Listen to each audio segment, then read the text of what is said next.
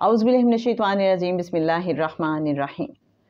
मौला सल्ली व सल्लिम दाइमन अबदन अला हबीबिका खैरिल खल्क़ि कुल्लिहिम। मोहतरम ख़वातीन व हज़रात, अस्सलामु अलैकुम।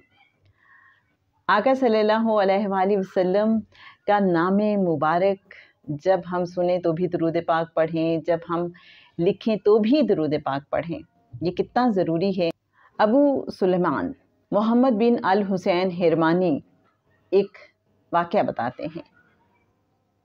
कहते हैं कि हमारे पड़ोस में एक शख्स रहता था जो बहुत इबादत गुजार था, जाहिद था, आबिद था और बड़ा ही नेक शख्स था।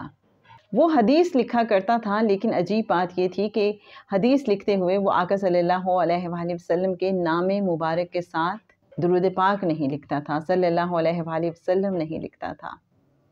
एक बार उसने ख्वाब में देखा कि आका सल्लल्लाहु अलैहि वसल्लम तशरीफ़ लाते हैं और फरमाते हैं कि जब तुम हमारा नाम लिखते हो या हदीस लिखते हो तो हमारे नाम के साथ दुरूद पाक क्यों नहीं लिखते और दुरूद पाक क्यों नहीं पढ़ते हो। तो ऑब्वियसली जब उस शख्स ने ये ख्वाब देखा तो वो परेशान हो गया। उसके बाद उसने मामूल बना लिया कि वो जब भी आका सल्लल्लाहु अलैहि वसल्लम का नाम मुबारक लेता या लिखता तो फिर साथ दुरूद पाक लिखता। कुछ वक्त गुज़रता है तो आका सल्लल्लाहु अलैहि वसल्लम दोबारा से उसके ख्वाब में तशरीफ़ लाते हैं और फरमाते हैं कि तुम्हारा दुरूद पाक मुझ तक पहुँचता रहता है, तुम जब भी मेरा नाम लिया करो सल्लल्लाहु अलैहि वसल्लम कह लिया करो। हर दर्द की दवा है सल्ले अला मोहम्मद।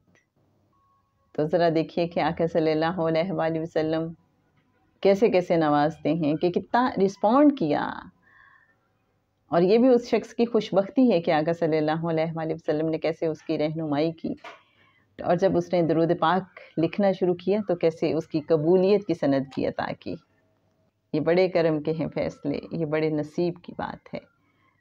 अल्लाहुम्मा सल्ली अला सय्यिदिना व मौलाना मुहम्मदिन मअदिनिल जूदि वल करम व अला आलिहि व बारिक वसल्लम।